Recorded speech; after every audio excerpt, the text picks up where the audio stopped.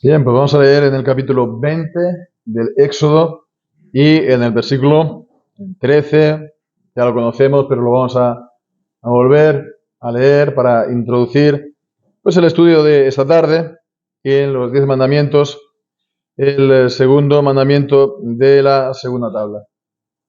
Dice así la palabra del Señor: no matarás, no matarás. Amén. Y el Señor bendiga su santa palabra, este mandamiento que todo el mundo conoce, ¿no? Y que muchos lo pueden citar, ¿no? A lo mejor para otros fines que los que la palabra de Dios pues ha designado. Pero una cosa es que nos suene el mandamiento, que lo conozcamos más o menos, pero otra cosa es realmente ver el alcance de este mandamiento directamente para nuestra vida. Ante este mandamiento y todos los demás de la palabra de Dios hemos de tener siempre presente la oración del Salmo 119. Abre mis ojos y miraré las maravillas de tu ley. Abre mis ojos para comprender las maravillas de la ley del Señor. Pues realmente el Señor tiene que abrir nuestra mente, tiene que abrir pues, nuestro corazón. Normalmente pues tendemos a ver, entonces, a comprender los mandamientos en un sentido más bien, pues esto, limitado, ¿no? Literal, no matarás. Bueno, yo no he matado nunca a nadie, ¿no? Ni a un animalito en el campo, nada, ¿no? Entonces yo soy libre completamente de este pecado, ¿no? Pero la ley no es solo eso. La ley va y apunta al corazón, al corazón. Y es ya desde el corazón que se guarda, sí, por supuesto. Y digamos que no es solamente entonces el acto, sino es la actitud del corazón y las acciones, ¿no? Las acciones que se corresponden con esta característica. Lo vamos a ver. Lo vamos a ver claramente en el estudio de hoy. Porque, a ver, la semana anterior estábamos viendo, nos acordamos, la justa defensa ante las injusticias, ¿no? Ante la violencia, perdón. Es un deber de este mandamiento juntamente con el deber principal, que es el hacer todas las acciones para la preservación de nuestra vida y la de los demás, ¿no? Entonces, tanto lo uno como lo otro, estamos viendo acerca de lo literal, de quitar la vida o preservarla a alguien y a nosotros, ¿no? Pero ahora vamos entonces a ir a un nivel un poquito más profundo, ¿no? A ir al corazón de las cosas, porque como decimos, es ahí donde se guarda o no este mandamiento como el resto de los demás. Conocemos bien el texto de Mateo capítulo 5, el Sermón del Monte. Allí está pues el Señor Jesús enseñando precisamente acerca de este mandamiento del Decálogo. Capítulo 5, versículos 21 y 22. Oísteis que fue dicho a los antiguos: no matarás, mas cualquiera que matare será culpable del juicio. Pero yo os digo que cualquiera que se enoje sin razón contra su hermano será culpable del juicio. Y cualquiera que diga a su hermano raca, fatuo, ¿no? En la nota tradicional de la 60, será culpable delante del concilio. Y cualquiera que diga necio será culpable del fuego del infierno. Entonces vemos, ya no es solamente el acto, sino también las actitudes del corazón. Esta ira dice sin razón, ¿no? Lo cual también, por otra parte, ya lo veremos en su momento, también pues da a entender que hay a veces iras que son justificadas y no son pecaminosas. Pero en este caso es la ira pecaminosa sin razón. Y esto ya es una transgresión. del mandamiento. Porque además esto es lo que conduce finalmente en su forma, digamos, más plena al quitarle la vida a alguien o incluso a nosotros mismos. Es decir, que el quitar la vida a alguien o a nosotros mismos, ya no estoy hablando solamente del tema de un suicidio, ¿no? Sino pues que uno se ha matado a sí mismo, ¿no? En su vida. Pues eso es el resultado también de un estado espiritual, de un carácter, de una manera de ser, ¿verdad? De unas características de nuestro corazón que llevan, ¿no?, a eso mismo. En determinadas circunstancias lo pueden llegar hasta literalmente. Entonces vemos, ¿no? No es solamente quedarse en lo superficial, ¿no?, y dar el polvo para que brille, ¿no?, digamos, la carcasa, sino realmente hacer ese trabajo de fondo en el alma, para guardarlo. Son los deberes también para guardar estos mandamientos. Hay una serie de características que, a ver, es este mandamiento, el no matarás, nos lo está presentando a nosotros, que hemos de ser así. Para, si somos así, nunca vamos a cometer este tipo de cosas. Y hay, pues, muchas características, sin duda. No lo vamos a ver todas hoy, pero podemos avanzar ya 4 de entrada. 4 de entrada. La primera, tener paciencia. Tener paciencia. Lo podemos pensar, es normal, ¿no? Cuando, pues, uno se enzarza con alguien, incluso llega a las manos, ¿no? O cuando incluso puede llegar a mayores, ¿no? Cuando uno siente que el otro le ha hecho algo, le ha hecho una injuria, le ha hecho una cosa mala, y entonces reacciona, ¿verdad? Reacciona ante ello. Entonces no la ha soportado mucho. Entonces vemos que la paciencia es justamente lo contrario. La paciencia es soportar el daño. La paciencia es soportar la cosa mala que dicen de ti, la cosa mala que te han hecho. Soportarla no de una manera puntual. La paciencia significa que es algo que se prolonga en el tiempo, ¿no? Entonces vemos, es importante la paciencia ante los demás, la paciencia de los padres con los hijos, la paciencia de los hijos a veces también con los padres, y pues entre unos con otros, ¿verdad? La paciencia entre también los hermanos. La paciencia siempre. Fijémonos una cosa, es interesante. En la lengua también del griego, la palabra que está detrás de paciencia, ¿sabéis lo que significa? Significa gran ánimo. Un gran ánimo, un gran espíritu, una gran alma. ¿Para qué? Pues para soportar, ¿no? Gran, ¿no? No es pequeña. Y sabéis, también en nuestro idioma hay una expresión para aquella persona que es irascible, muy rápido. ¿Lo sabéis? De mecha corta, ¿no? Mechacortismo, ¿no? ¿Sabéis? ¿No? Los petardos estos, ¿no? Que tienen mecha corta y lo tirabas y se te pegaba aquí en las manos, ¿no? Cuando éramos niños en San Juan, ¿no? Pues de mecha corta, ¿no? Bien, pues fijémonos, ¿no? Lo uno y lo otro. ¿Quién es el que se aira con los demás? El de mecha corta. ¿Quién es el que no se aira? El que tiene un ánimo tranquilo y largo, ¿no? Mecha larga, ¿no? Eso es la macrozumía, eso es la paciencia.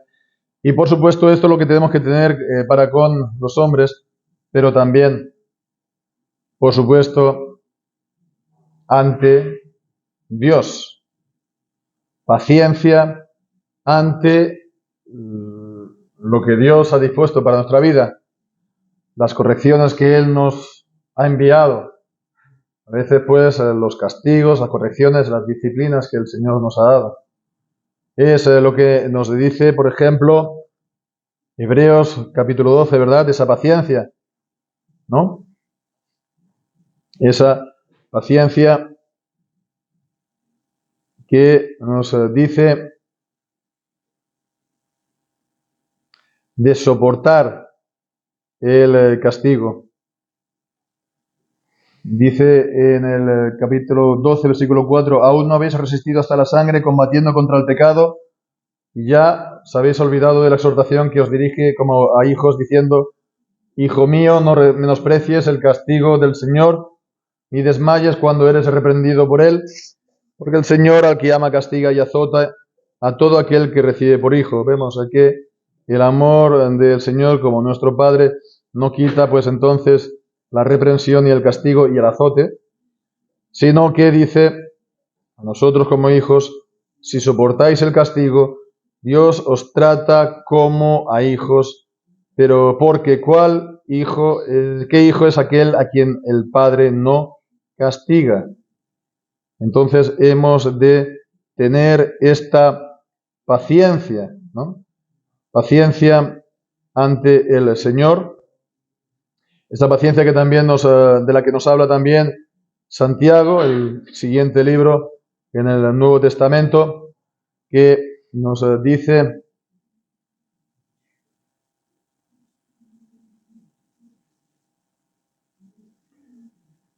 comparándolo pues también con Job, en el capítulo 5, versículo 10, hermanos míos, tomad como ejemplo de aflicción y de paciencia a los profetas que hablaron en el nombre del Señor.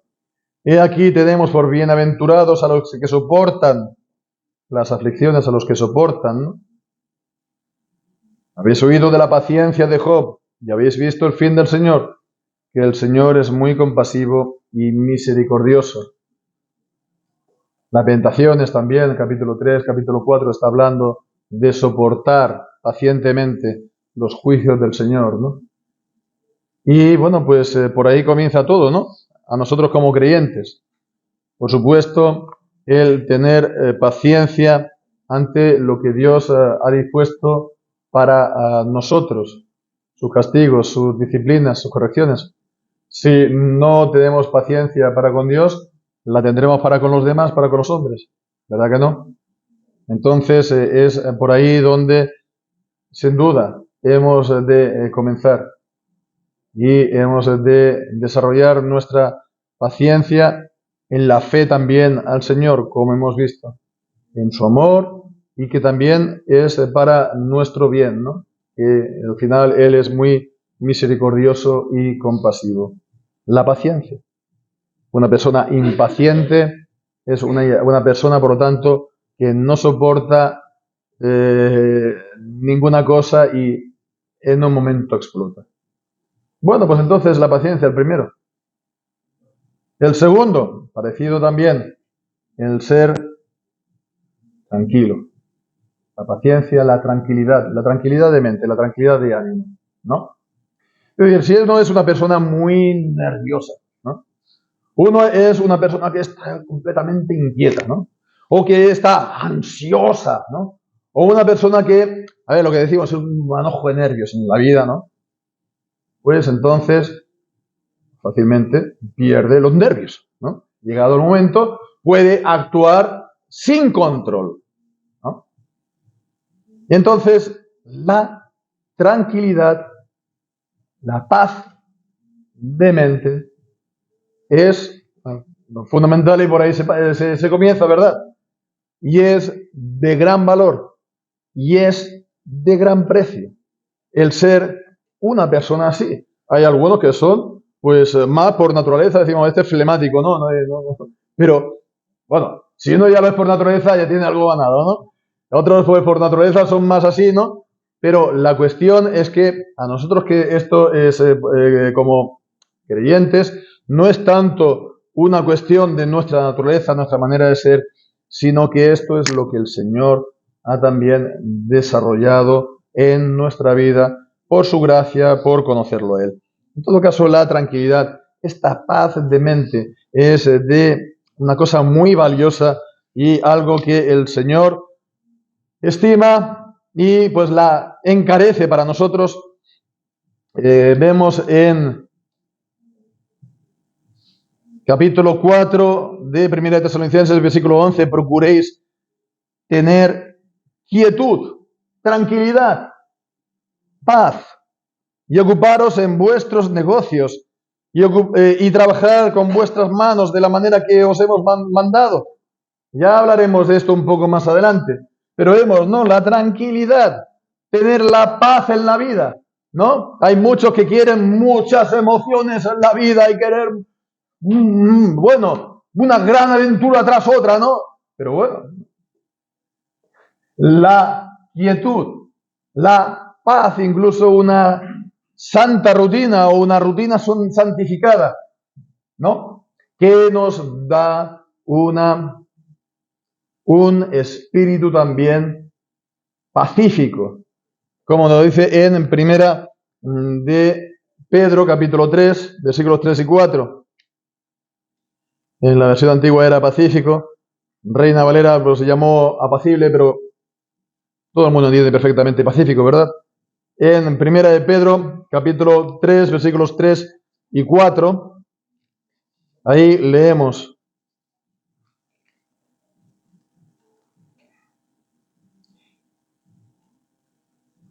está hablando aquí de las mujeres, el adorno de las cuales no sea el exterior con cabellos ostentosos o atavío de oro o en vestir ropa lujosa, sino el interior, el del corazón, en el incorruptible adorno de un espíritu manso y pacífico, que es de gran estima delante de Dios.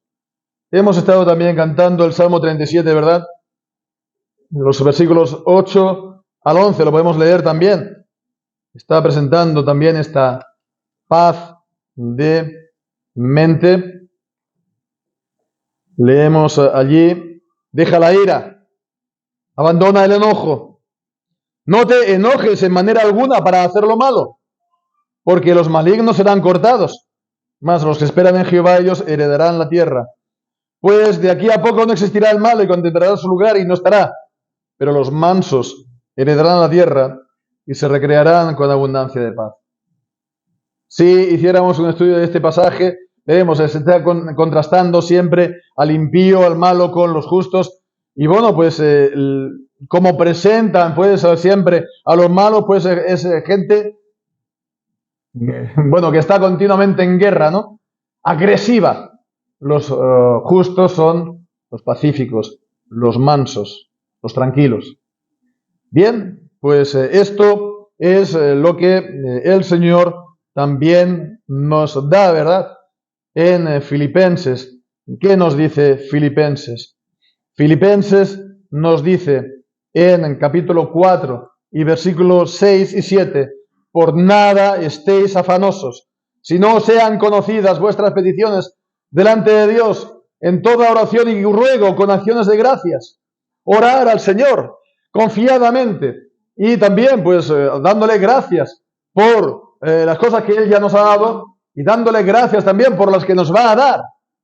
Oración también, pues de esta manera pensando en nuestra fe, y dice: la paz de Dios, que sobrepasa nuestro todo entendimiento, guardará vuestros corazones y vuestros pensamientos en Cristo Jesús. Por lo tanto, vemos esta paz es algo que el Señor da también en nosotros.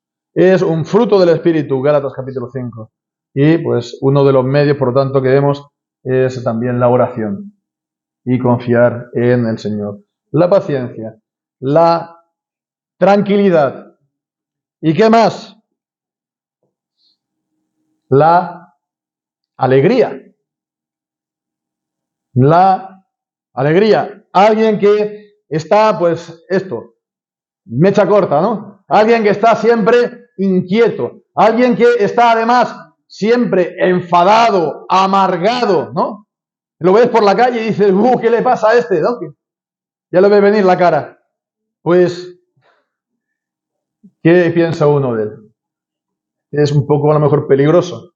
No le voy a decir buenos días, no vaya a ser como me responda, ¿no?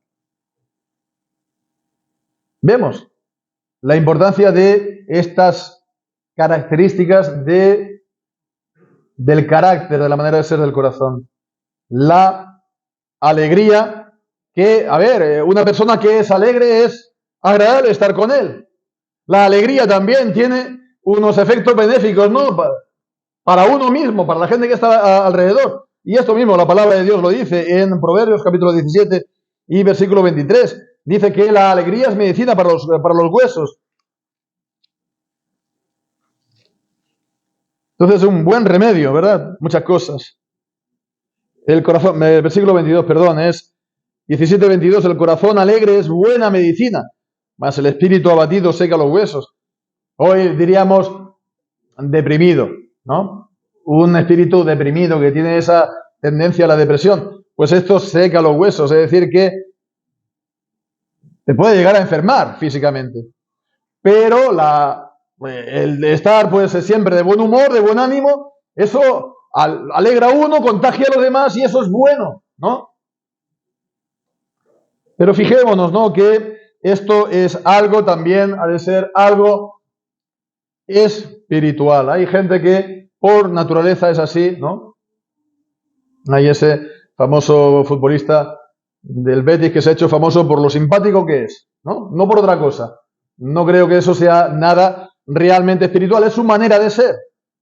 Pero a los creyentes, por la gracia de Dios, podemos tener una alegría y un gozo santo, ¿verdad? El Señor nos da el gozo y estamos hablando hace un poco de Filipenses. En el capítulo 4, toda la carta a los Filipenses muchas veces se ha dicho es la carta del gozo, es la carta del regocijo. ¿Qué es el regocijo? Es el gozo pero aumentado, ¿no? Es la intensificado, el regocijo. Dice pues en el capítulo 4 y versículo 4, gozaos en el Señor siempre. Otra vez lo digo, gozaos, gozaos en el Señor. Bien, pues entonces, esto es lo que el Señor nos da, el gozo, que es también un fruto del Espíritu en Gálatas capítulo 5. En Nehemías capítulo 12, ahí también el gozo es ese don que el Señor nos da, es la obra que el Señor hace en nuestros corazones. Dice en el capítulo 12 de Nehemías, versículo 43, sacrificaron aquel día numerosas víctimas y se regocijaron porque Dios los había recreado, o los había alegrado o contentado con gran contentamiento y se alegraron. También las mujeres, los niños y el alborozo de Jerusalén fue oído desde lejos. También en el capítulo 8 de Nehemías y en el versículo 9, también cuando el pueblo leyendo la ley del Señor, pues decía, versículo 9,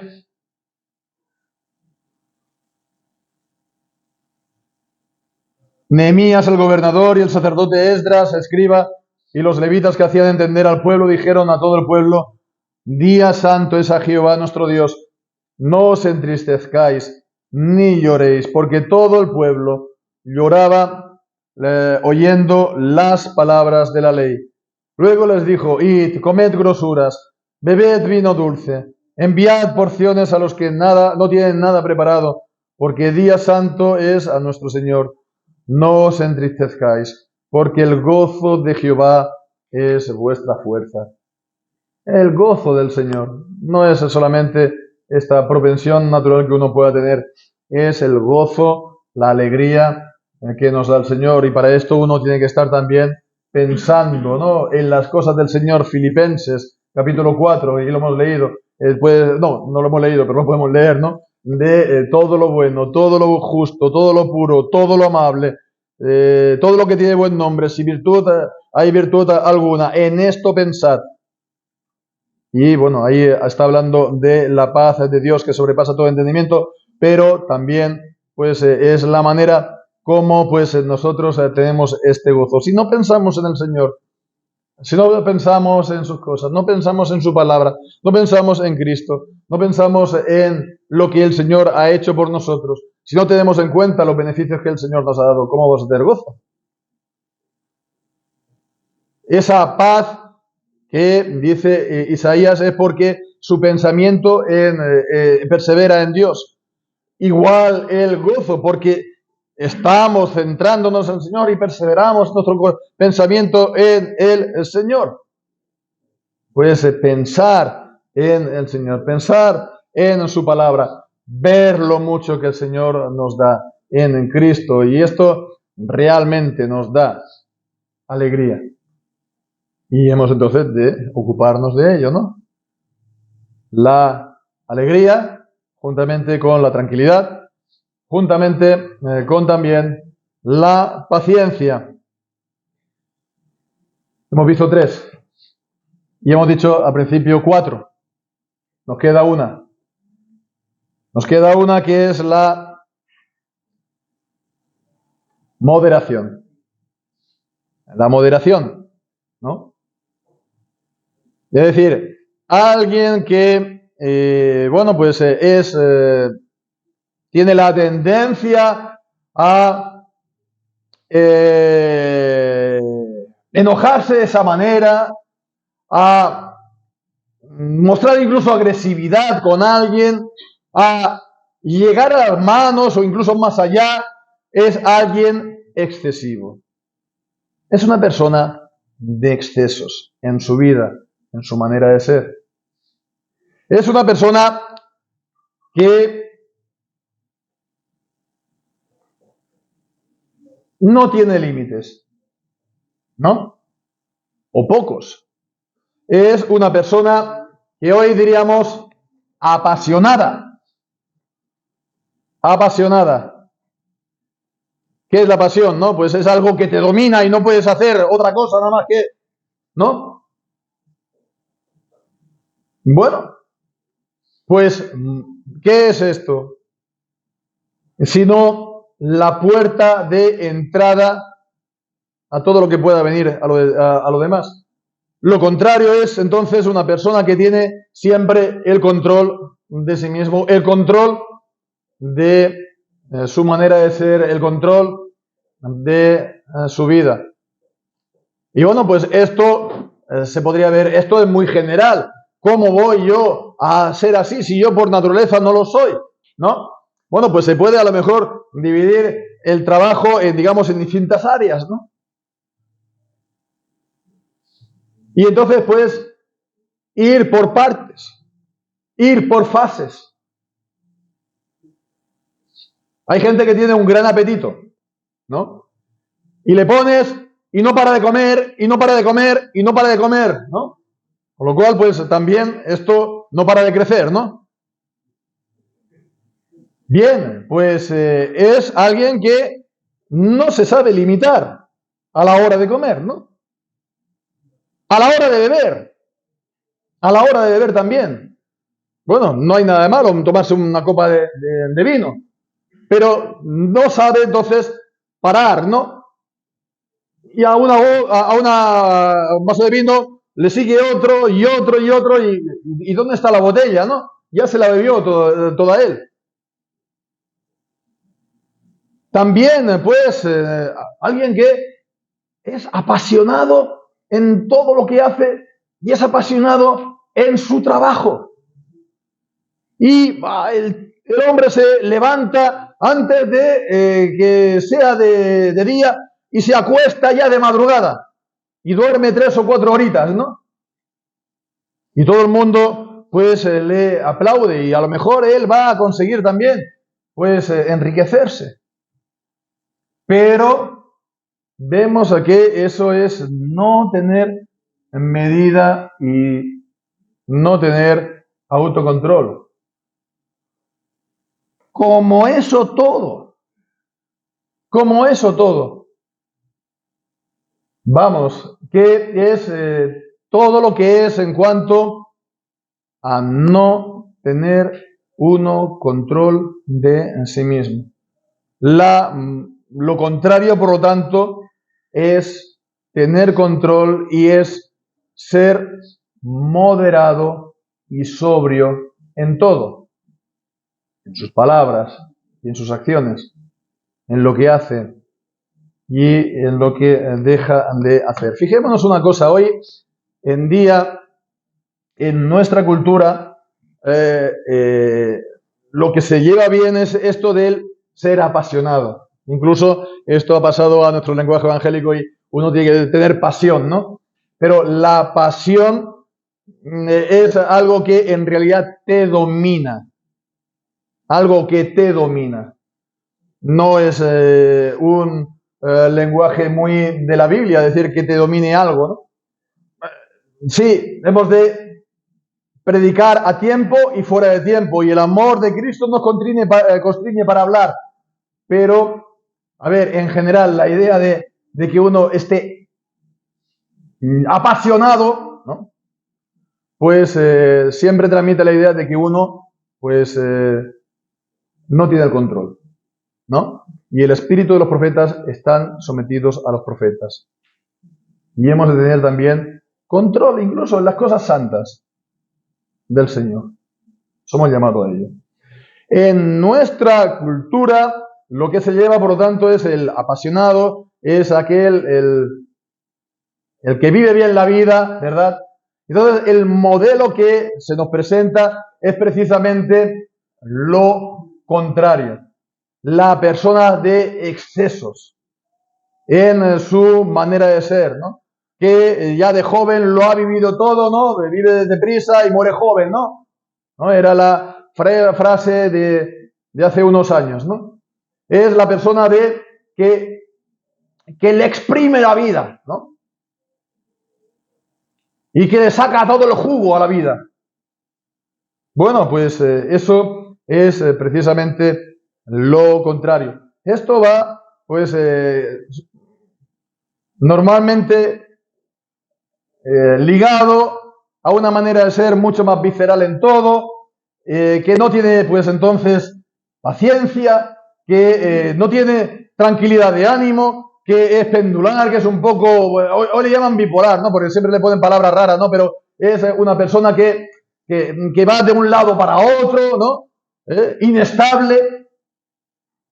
Entonces, eso es una manera de ser. Bueno, todo el mundo somos como somos, ¿no? Uno tiene una tendencia por naturaleza a ser de una manera, otros de otra, pero es el modelo, se puede decir, el modelo que nos dan de una persona interesante. Una persona que sea tranquila y dice, qué aburrida, ¿no? Pues bueno, hemos de ser moderados en todo, porque fijémonos una cosa. Si uno es un apasionado de su trabajo y no para de trabajar ni de día ni de noche, ¿qué significa eso? Que muy probablemente, por así decirlo, ha hecho del trabajo su ídolo y su Dios y no vive para otra cosa. Lo mismo para sus coches deportivos, ¿no? Y sus carreras por las carreteras de montaña, ¿no? O sus deportes de riesgo o cualquier cosa. Cualquier cosa que te apasione, por así decirlo, ¿no? Que no sea Dios, vamos a Dios aparte y su palabra, etcétera. Eso se convierte en tu ídolo y vives tú para él. Y sabéis, al final los ídolos pasan factura a sus adoradores. No puede ser de otra manera, porque el único que ha de ser creído y servido y que siempre estará bien es nuestro Señor. Nunca, como hemos visto esta mañana, ni decepciona, nunca hace ningún daño, siempre pues remunera, siempre hace bien, hace lo que necesitamos, ¿no? Hace lo que es lo mejor para nosotros. Entonces, la moderación, el autocontrol y pues a todo esto juntarlo con lo que hemos visto de la paciencia, la tranquilidad y la alegría. Pero esto, pues, como un fruto de conocer al Señor, un fruto del Espíritu. No estamos aquí, pues, hablando de hacer pues, terapia, ¿no? O de querer cambiar nuestra manera de ser de manera natural. Esto es lo que nos dice la palabra de Dios precisamente de los frutos del Espíritu, de conocer a Dios. Y esto vemos entonces va en la línea también de la ley de Dios. Con lo cual vemos que la ley y el Evangelio son pues dos caminos distintos, ¿no? O son dos mensajes distintos de la palabra de Dios. Es lo que Dios nos pide, el Evangelio es lo que Dios nos da, pero ambos concurren en el mismo camino, ¿verdad? Ambos pues van juntos, se puede decir. No está uno aquí y el otro allá, ¿no? Como algunos lo dividen, ¿no? Y lo ponen como enemigos. La ley y el Evangelio son enemigos irreconciliables. No, van en el mismo camino. Porque lo que nos pide el Evangelio, vemos, estas características y esta manera de ser, es el resultado del lo que nos pide la ley es el resultado del Evangelio en nosotros, de la obra del Espíritu en nosotros. ¿Cómo no puede ser de otra manera? Lo que el Señor nos pide en la ley, el Señor nos lo da en Cristo y el Evangelio. Entonces, lo que hemos de tener entonces es, digamos, identificadas las cosas, tener identificados los problemas que tenemos con nosotros mismos. A veces tenemos puntos fuertes, pero también tenemos puntos débiles. Hemos de saberlos y hemos de verlo ahí para incidir en ellos, los débiles, quiero decir, ¿no? Es como aquel que va al gimnasio, ¿no? Si tiene, pues, ha tenido, pues, un problema en el brazo, pues entonces va a querer fortalecer ese brazo. Pues hemos entonces de incidir precisamente en aquello que es nuestro problema. Y pues pedir al Señor que nos ayude con su gracia. Y pedir al Señor que nos esté fortaleciendo entonces, ¿no? Pero esto no quita entonces la gracia de Dios, que nosotros nos esforcemos. La gracia de Dios, ¿no? ¿Se ve en qué? En que nosotros también nos movemos. En que nosotros también, pues, nos esforzamos. Porque entonces es el Señor que está obrando en nosotros el querer y el hacer por su buena voluntad. Pues hermanos, que así sea y que el Señor bendiga su santa palabra en nuestras almas primeramente y en nuestras vidas. Amén. Así sea.